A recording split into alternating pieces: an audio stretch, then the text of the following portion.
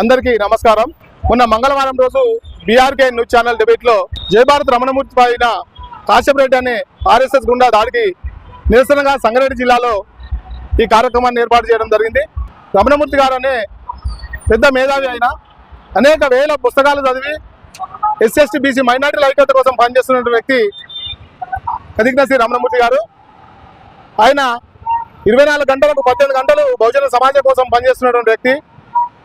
Subject దేవుళ్లను రాజకీయ పార్టీలకు వాడుకుంటున్న subject పైన ఆయన మాట్లాడుతూ మోడీ గారి తలను తీసేసి శ్రీకృష్ణుడి తలను అక్కడ పెట్టడం అనేది ఆ సబ్జెక్ట్ పైన మాట్లాడుతుంటే 10th ఇంటర్ చదివి అజ్ఞాని అయినటువంటి కాశ్యప్ రెడ్డి గారు ఆ సబ్జెక్టు పూర్తి కాకుండానే ఆయన పైన చెప్పుతో దాడి చేయడాన్ని సంగారెడ్డి జిల్లా వ్యాప్తంగా బహుజన సంఘాలందరి పక్షాన నిరసన కార్యక్రమాన్ని దానికి చేయడం జరుగుతుంది.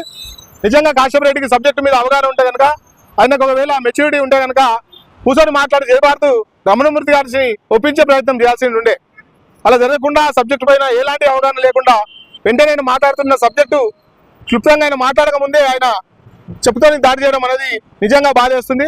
ఆయన దేశవ్యాప్తంగా అనేక రాష్ట్రాల్లో పనిచేస్తూ ఎస్సీ బీసీల కోసం పనిచేస్తున్నటువంటి గొప్ప మహనీయుడు రమణమూర్తి గారు. ఈ దుశ్చర్యకు పాల్పడినటువంటి కాశ్యప్ రెడ్డిని వెంటనే రాష్ట్ర ప్రభుత్వం తీవ్రంగా దీన్ని తీసుకొని పోలీసు డిపార్ట్మెంట్ వాళ్ళు వెంటనే ఆయనను దేశద్రోహిగా ప్రకటించి ఆయన వెంటనే అరెస్ట్ చేయాల్సిందిగా సంగారెడ్డి జిల్లా నుండి మేము డిమాండ్ చేస్తున్నాం. నిజంగా కాశ్యప్ రెడ్డి గారిని ఆ రోజు నుంచే మాట్లాడే ప్రయత్నం చేస్తున్నప్పటికీ కొన్ని నిమిషాల గంటల్లో నేను ఫోన్ స్విచ్ ఆఫ్ చేసి పరారులో ఉన్నట్టు మేము మా పరిశీలన ఉన్నది.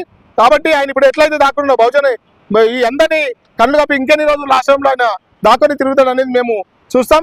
తప్పకుండా ఏదైతే రమణమూర్తి గారి మీద దాడి చేసినో వెంటనే కాశ్యప్ రెడ్డి పత్రికాముఖంగా సోషల్ మీడియా విధంగా ఆయన క్షమాపణ చెప్పాలని మేము డిమాండ్ చేస్తా ఉన్నాం.